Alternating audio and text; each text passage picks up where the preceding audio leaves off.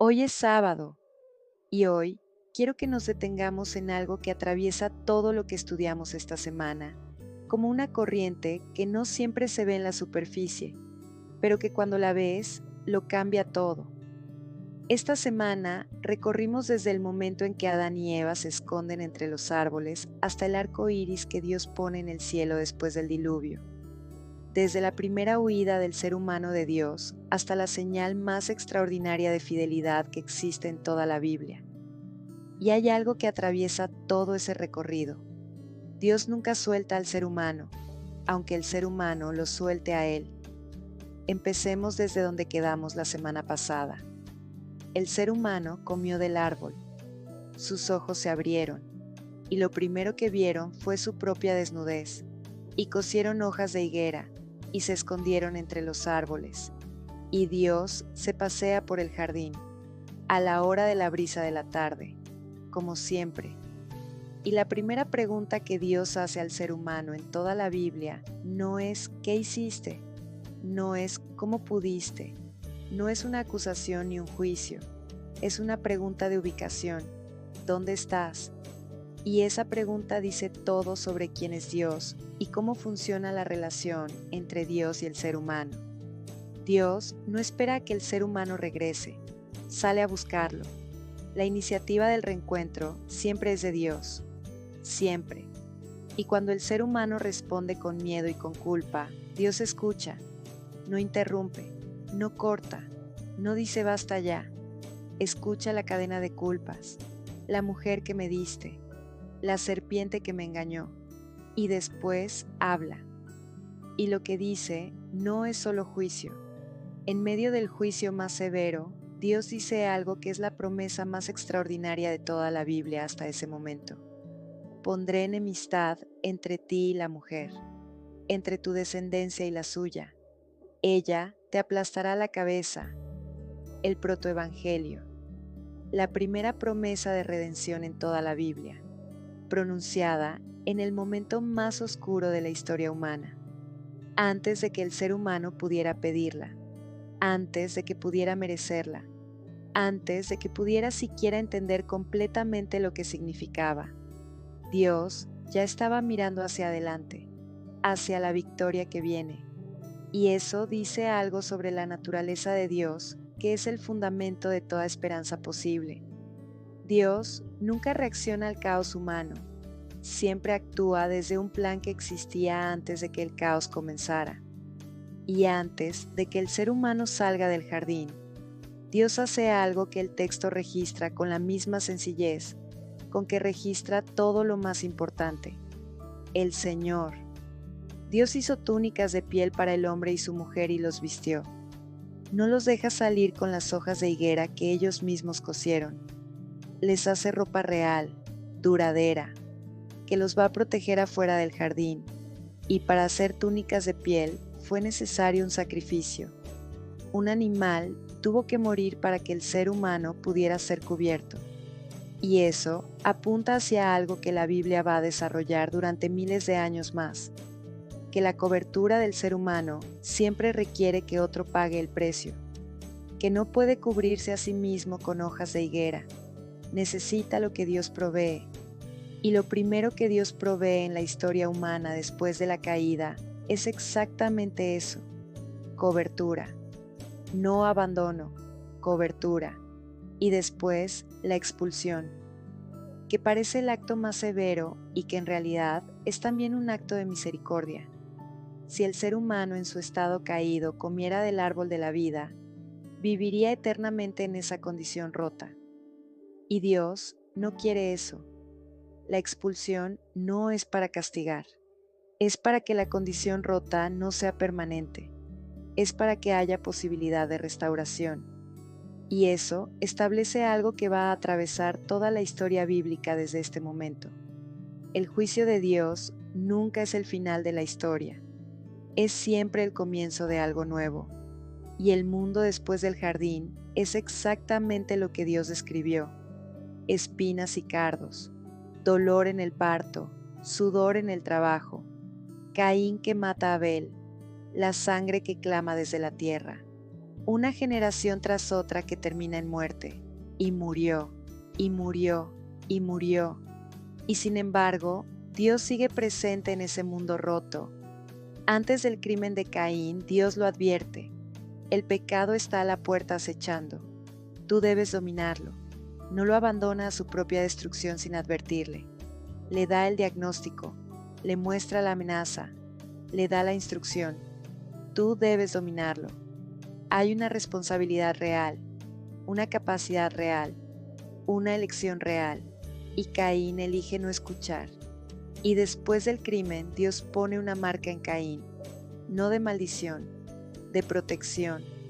El que acaba de matar a su hermano recibe la misericordia de Dios antes de que pueda pedirla. Dios es el guardián de Caín, aunque Caín no fue el guardián de Abel. Y las generaciones pasan, y murió, y murió, y murió. 10 veces, el mismo final, hasta que aparece Enoc. Y el texto no dice que murió, dice que caminó con Dios y desapareció porque Dios se lo llevó. En 10 generaciones de muerte, Enoc es la única excepción, y la razón es una sola: caminó con Dios, no una experiencia espiritual intensa, no momentos de Dios, una vida ordinaria con Dios, caminar con Él, paso a paso, todos los días. Y esa vida ordinaria con Dios produjo lo que ninguna experiencia extraordinaria había podido producir en 10 generaciones: una vida que no terminó en muerte. Y entonces la tierra se llena de maldad, y Dios siente algo que es la frase más extraordinaria sobre su naturaleza en toda la Biblia hasta este momento. Le dolió en el corazón, el creador del universo, el que habló y el cosmos existió, el que separó las aguas con una palabra. Le dolió en el corazón lo que el ser humano se convirtió. No indiferencia, no distancia, no el frío de quien mira desde lejos lo que sus criaturas hacen. Dolor en el corazón. Le dolió en el corazón. Quiero quedarme un momento más en esa frase antes de continuar, porque hay personas que crecieron con la idea de que Dios es fundamentalmente impasible, que no siente, que observa el mundo desde una distancia perfecta y serena sin que nada de lo que ocurre lo afecte. Y Génesis 6 dice algo completamente diferente. Lo que el ser humano hace le importa a Dios, no como información, como dolor, y eso cambia completamente la naturaleza de la relación. No estamos hablando de un Dios que registra lo que hacemos con indiferencia divina. Estamos hablando de un Dios que puede ser herido, que puede sentir el peso de lo que amó y que se destruyó a sí mismo, como un padre que ve a su hijo destruir su propia vida. No cometió un error al tener ese hijo, pero le duele en el corazón lo que ese hijo se convirtió. Y en medio de ese dolor, Dios hace algo. Encuentra a Noé, y el texto usa la misma palabra que usó cuando se habló de Abraham años más tarde. Noé halló gracia ante los ojos del Señor. No dice que Noé era perfecto, no dice que Noé se lo merecía, no dice que Noé cumplió todos los requisitos, dice que halló gracia. La gracia no se gana, no se merece, no se produce, se halla. Se encuentra como se encuentra algo que ya estaba ahí antes de que llegaras. Y esa gracia es la que separa a Noé de todo lo que lo rodea, no sus virtudes, la gracia de Dios sobre él.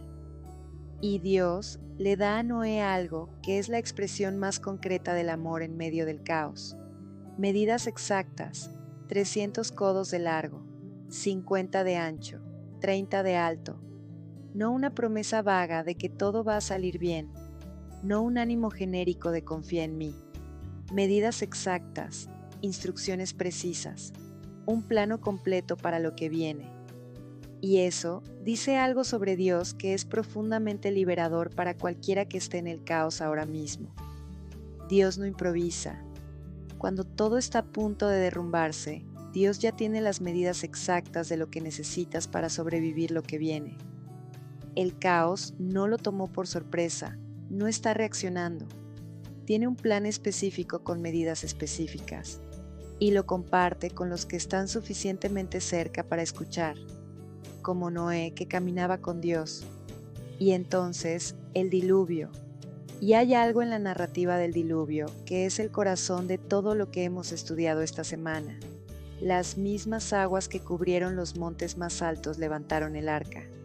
No la hundieron, no la destruyeron, la levantaron.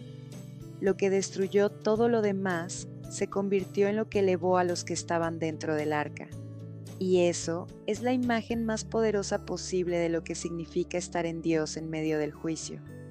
No la ausencia del diluvio, la presencia del arca. La diferencia entre los que perecieron y los que sobrevivieron no fue que unos tuvieron diluvio y otros no. Todos tuvieron diluvio. La diferencia fue que unos tenían un arca diseñada por Dios con medidas exactas. Y eso dice algo sobre la fe, que es radicalmente diferente a la idea de que creer en Dios te protege de las tormentas. La fe no te protege de las tormentas, te da el arca que las tormentas no pueden destruir. Y entonces el momento más extraordinario de toda la narrativa del diluvio. Dios se acordó de Noé, el mismo acordarse que vimos con Agar en el desierto, el que vamos a ver con Raquel cuando estaba estéril, el que apareció al final del capítulo 2 del Éxodo, cuando el pueblo gemía bajo la esclavitud. Acordarse en la Biblia no es un acto mental, es una intervención.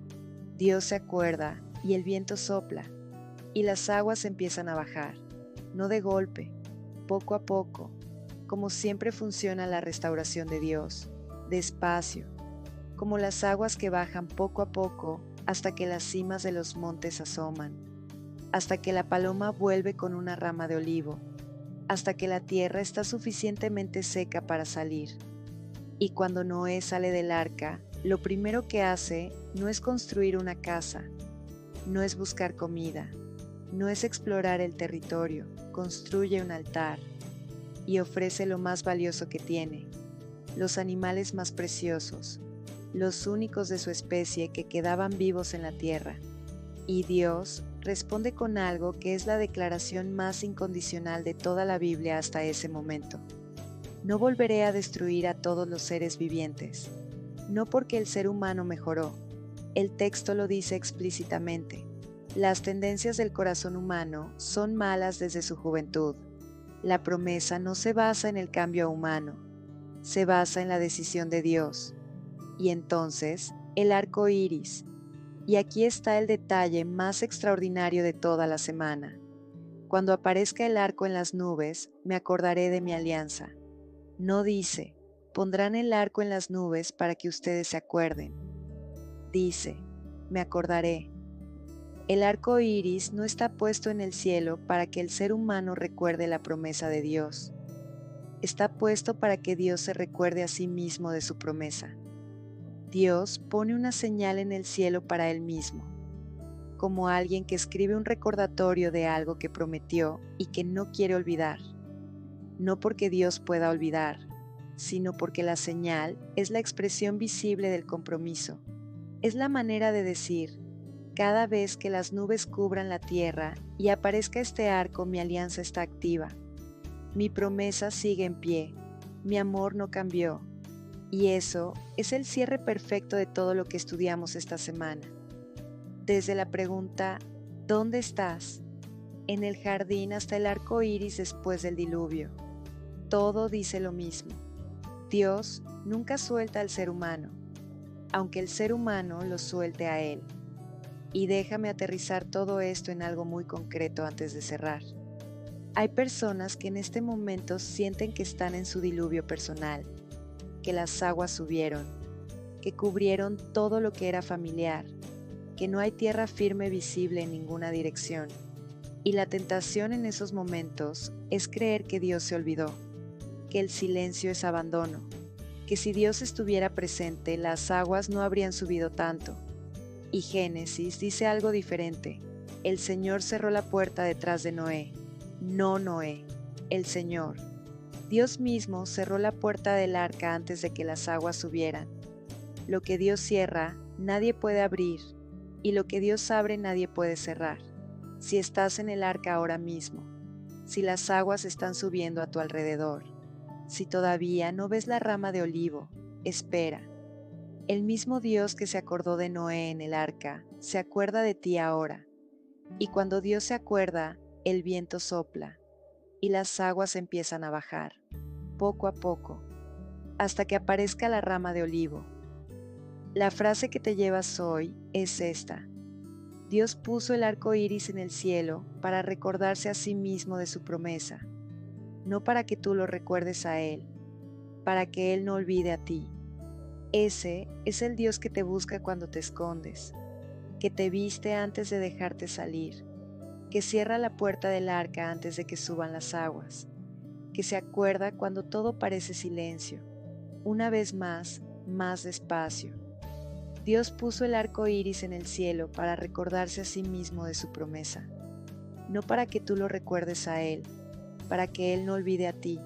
Ese es el Dios que te busca cuando te escondes, que te viste antes de dejarte salir, que cierra la puerta del arca antes de que suban las aguas, que se acuerda cuando todo parece silencio. La semana que viene continuamos con Abraham, el llamado más extraordinario de toda la Biblia, y el Dios que le pide que deje todo sin decirle a dónde va, y lo que eso dice sobre la naturaleza de la fe y la naturaleza del amor que llama. Que tengas un sábado lleno de luz, sed de luz.